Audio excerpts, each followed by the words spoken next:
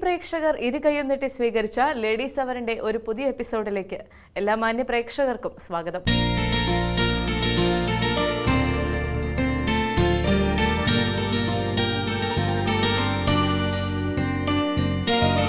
സ്വന്തം പ്രയത്നത്താൽ വിവിധ മേഖലകളിൽ ജീവിത വിജയം നേടിയ സ്ത്രീ വ്യക്തിത്വങ്ങളെ പരിചയപ്പെടുത്തുന്നു സ്മാർട്ട് ലേഡി.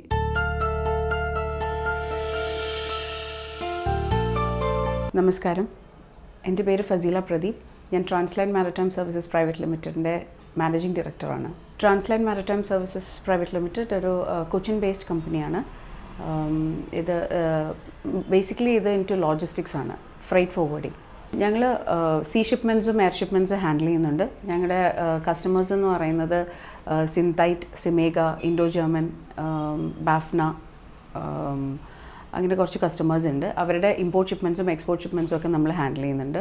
അവരുടെ കാർഗോ എന്ന് പറയുന്ന കമ്മോഡിറ്റി എന്ന് പറയുന്ന സ്പൈസസ് ഉണ്ട്, പിന്നെ കാഷ്യൂ ഉണ്ട്, കോളുണ്ട്. എൻ്റെ ഹസ്ബൻഡാണ് ഷിപ്പിംഗ് മേഖലയിൽ ഉണ്ടായിരുന്നത്. പ്രദീപ് മേനൻ എന്നാണ് അദ്ദേഹത്തിൻ്റെ പേര്. പുള്ളി മേഴ്സ്ക് എന്ന് പറഞ്ഞിട്ടൊരു മൾട്ടിനാഷണൽ കമ്പനിയിലാണ് വർക്ക് ചെയ്തിരുന്നത്.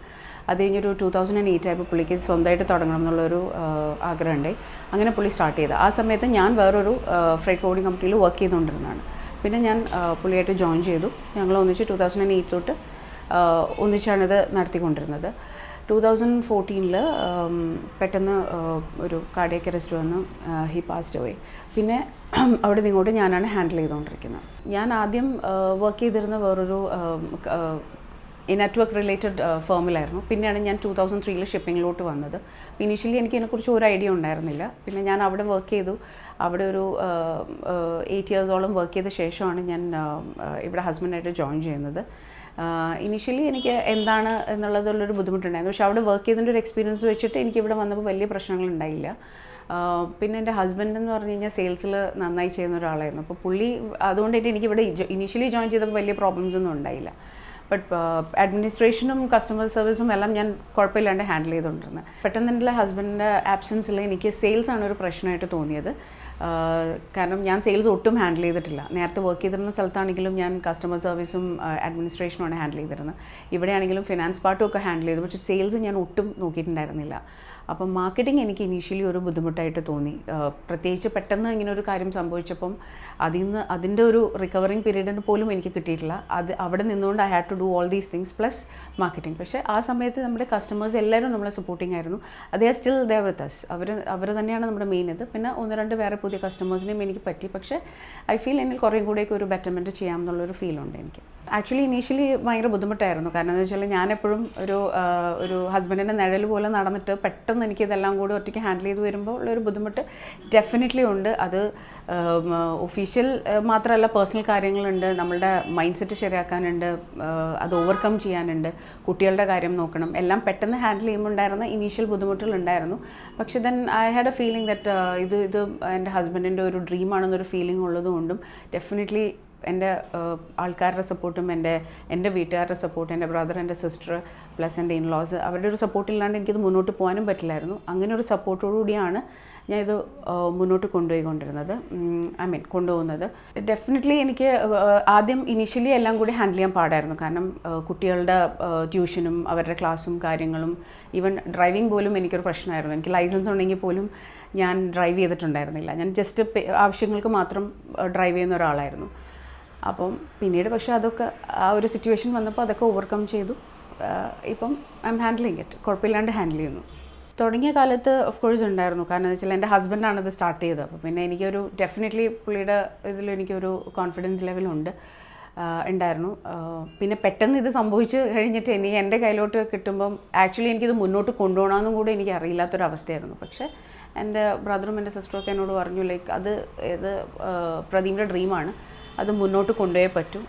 അപ്പം എനിക്ക് തോന്നുന്നു ഞാൻ അതിനോട് നീതി പുലർത്തിയെന്ന് തന്നെയാണ് തോന്നുന്നത്. പക്ഷേ ഇതൊന്നും പോരാ, ഇതിലും വലിയ ലെവലിൽ എത്തണം എന്നുള്ളതാണ് എൻ്റെ ആഗ്രഹം.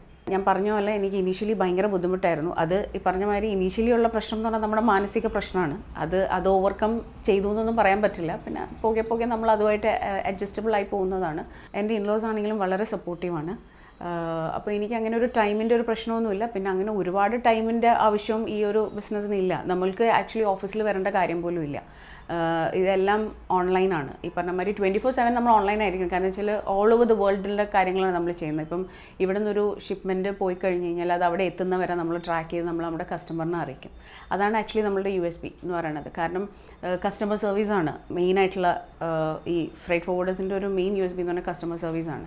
അപ്പോൾ നമ്മൾ അവരുടെ ഓരോ ഷിപ്മെൻറ്റ്സും അവിടെ എത്തുന്നതും കാര്യങ്ങളെല്ലാം അവർക്ക് അപ്ഡേറ്റ് ചെയ്ത് അതായത് ഇതിൽ അപ്ഡേറ്റ് ചെയ്തുകൊണ്ടിരിക്കുക. അതുപോലെ തന്നെ തിരിച്ചിങ്ങോട്ട് വരുന്ന കാര്യം ഒരു റേറ്റ് കൊടുക്കാനാണെങ്കിലും അത് കൊടുക്കുന്ന ടൈം പോലും പെട്ടെന്ന് തന്നെ കൊടുക്കുക. കസ്റ്റമർ സർവീസാണ് ഏറ്റവും ഇമ്പോർട്ടൻ്റ് ആയിട്ടുള്ള ഒരു ഫാക്ടർ. അപ്പോൾ അതിപ്പം എനിക്കിപ്പോൾ വീട്ടിലിരുന്നാലും എനിക്ക് ആക്ച്വലി ചെയ്യാൻ പറ്റും. പിന്നെ ഈ മീറ്റിങ്സും കാര്യങ്ങളും നമ്മൾ കസ്റ്റമേഴ്സ് ക്ലയൻസ് മീറ്റിങ്ങിനൊക്കെ പോകുമ്പോഴുള്ള ഒരു പ്രശ്നമുള്ളൂ. അതൊരു പ്രോബ്ലം ഒന്നുമല്ല. Because mostly I can be back home before 5. So അതൊരു പ്രശ്നമല്ല. പിന്നെ കുട്ടികളാണെങ്കിലും ഇത്തിരി വലുതാണ്. അവർ 11th 9th അപ്പം കുറച്ച് അവരും അഡ്ജസ്റ്റബിൾ ആയി സിറ്റുവേഷനായിട്ട്. പിന്നെ ഈ പറഞ്ഞ പോലെ എൻ്റെ ഇൻലോസ് വലിയ പ്രശ്നമില്ല. എൻ്റെ മദർ ഇൻ ലോ ആണെങ്കിലും വലിയ കുഴപ്പമില്ല. I M handling it. Tension of course ഉണ്ട്. കാരണം ചില ഷിപ്മെൻറ്റ്സ് ഒക്കെ പോയി കഴിയുമ്പോൾ നമ്മൾ ഇവർക്കൊരു ഒരു കമ്മിറ്റ്മെൻറ്റ് കൊടുക്കും. ഇപ്പോൾ ഒരു ഷിപ്മെൻറ്റ് പോയിട്ട് അതിനൊരു കണക്ഷൻ വെസലുണ്ടാവും ഫ്രം ചിലപ്പോൾ കൊളംബോ, പിന്നെ അവിടെ നിന്ന് സലാല, പിന്നെ ആയിരിക്കും ഫൈനൽ ഡെസ്റ്റിനേഷനിൽ എത്തുന്നത്. ചില സമയത്ത് ഇവർക്ക് വളരെ അത്യാവശ്യമുള്ള ഇവരുടെ നമ്മുടെ കസ്റ്റമറിൻ്റെ അവിടുത്തെ ബയറുണ്ടല്ലോ, അവർക്ക് വളരെ അത്യാവശ്യമായിട്ടുള്ള കാർഗോ ആയിരിക്കും. അപ്പം നമ്മൾ ഇവർക്ക് കമ്മിറ്റ് ചെയ്യും. ഈ പറഞ്ഞ ഒരു ഷെഡ്യൂളിൽ തന്നെ നമ്മൾ കാർഗോ എത്തിക്കും. പക്ഷേ നമ്മളുടെ കയ്യിലല്ല കാര്യങ്ങൾ. ചില സമയത്ത് ചില ട്രാൻസ്ഷിപ്മെൻറ്റ് പോയില്ലാതെ കൊളംബോയിലോ അല്ലെങ്കിൽ സലാലയിലോ എവിടെയെങ്കിലും ഏതെങ്കിലും പോയിന്റിൽ എന്തെങ്കിലും ഒരു കൺജഷനൊക്കെ വന്നു കഴിഞ്ഞാൽ നമ്മളുടെ കയ്യിലുള്ള കാര്യമല്ല. ബട്ട് നമ്മളത് കറക്റ്റായിട്ട് ഫോളോ അപ്പ് ചെയ്യണം. നമുക്കത് മുൻകൂട്ടി അറിയാൻ കഴിയണം. അവിടെ ഇങ്ങനെ പ്രശ്നങ്ങളുണ്ടോ, നമ്മൾ ഈ ഷിപ്മെൻറ്റ്സ് ഹാൻഡിൽ ചെയ്യുമ്പോൾ തന്നെ നമുക്ക് അറിയാൻ പറ്റണം. അപ്പം നമ്മൾ അതനുസരിച്ചുള്ള മെയിൽസ് അയച്ച് കമ്മ്യൂണിക്കേഷൻ അയച്ച് നമ്മളതൊക്കെ സോർട്ട് ചെയ്തെടുക്കണം. പക്ഷേ എന്നിരുന്നാലും ഒരുപാട് പ്രശ്നങ്ങളൊക്കെ ഉണ്ടാവാറുണ്ട്. പ്രശ്നങ്ങളല്ല, ഈ പറഞ്ഞ മാതിരി ടെൻഷൻ. ആ കാർഗോ കയ്യിലെത്തി ക്ലിയർ ചെയ്ത് കസ്റ്റമറിന് കൊടുക്കുന്നവരെ അല്ലെങ്കിൽ അവിടെ അത് കൊടുക്കുന്നവരെ നമുക്ക് കുറച്ച് ടെൻഷൻസൊക്കെ ഉണ്ട്. കുറച്ച് നല്ല പോലെ ഉണ്ട്. പക്ഷേ ആക്ച്വലി ഞാനത് എൻജോയ് ചെയ്ത് ചെയ്യുന്നത്. എനിക്ക് ഈ ഫീൽഡ് വളരെ ഇഷ്ടമാണ്. അപ്പോൾ അതുകൊണ്ട് തന്നെ ഞാൻ വളരെ എൻജോയ് ചെയ്ത് തന്നെ ഇത് ചെയ്യുന്നത്. ഇത് എൻ്റെ ഹസ്ബൻഡിൻ്റെ ഇത് സംഭവിച്ചത് 2014 ആ സമയത്ത് പുള്ളി ഒരു ഇന്തോനേഷ്യയിലോട്ട് അവിടെ ഒരു ഓഫീസ് തുടങ്ങി. പുള്ളി അങ്ങോട്ട് മാറാനുള്ള ഒരു പരിപാടിയായിരുന്നു. അതായത് 15 days അവിടെ 15 days ഇവിടെ എന്നുള്ളൊരു ഇതിൽ ഇരിക്കുമായിരുന്നു. അപ്പോഴാണ് ഇത് പെട്ടെന്ന് സംഭവിച്ചത്. അതുപോലെ കുറേം കൂടി എക്സ്പാൻഡ് ചെയ്യണം. പല സ്ഥലത്തും ഓൺ ഓഫീസസ് തുടങ്ങണം എന്നാണ് ആഗ്രഹം. എനിക്ക് 2 ഗേൾസാണ്. അപ്പം അവരെയും ഈ ഫീൽഡിലോട്ട് കൊണ്ടുവരണം എന്നാണ് ആഗ്രഹം. അവരുടെ ഇൻട്രസ്റ്റും കൂടെ നോക്കണം. അങ്ങനെയാണെങ്കിൽ എന്തെങ്കിലും ലോജിസ്റ്റിക്സിൻ്റെ തന്നെ ഒരുപാട് കോഴ്സസ്, ഒരുപാട് സാധ്യതകളുണ്ട്. എബ്രോഡൊക്കെ പോയി പഠിക്കാവുന്ന കോഴ്സുകളുണ്ട്. അങ്ങനെ അവരെ അതിൽ എന്തെങ്കിലും പഠിപ്പിച്ച് ഇതിൽ തന്നെ കൊണ്ടുവരണം എന്നുള്ളതാണ് ആഗ്രഹം. ഈ ബിസിനസ്സിലേക്ക് വരാൻ താല്പര്യമുള്ള പെൺകുട്ടികളാണെങ്കിൽ വളരെ സ്മാർട്ടായിട്ടും എനർജറ്റിക് ആയിട്ടുള്ള കുട്ടികൾക്ക് ഡെഫിനറ്റ്ലി ഇത് കൺസിഡർ ചെയ്യാവുന്നൊരു ഫീൽഡാണ്. ഭയങ്കര ഇൻട്രസ്റ്റിംഗ് ആയിട്ടുള്ളൊരു കാര്യമാണ്. വൺസ് നമ്മൾ ഇൻവോൾവ് ആയിട്ട് ചെയ്ത് കഴിഞ്ഞ് കഴിഞ്ഞാൽ വളരെ ഇൻട്രസ്റ്റിംഗ് ആയിട്ടുള്ള കാര്യമാണ്. ഞാൻ ഈ ഇൻഡസ്ട്രിയിലേക്ക് വരുന്ന സമയത്ത് ആക്ച്വലി ഒരു സപ്പോർട്ട് മാത്രമായിട്ടാണ് വന്നത് എൻ്റെ ഹസ്ബൻഡിന്.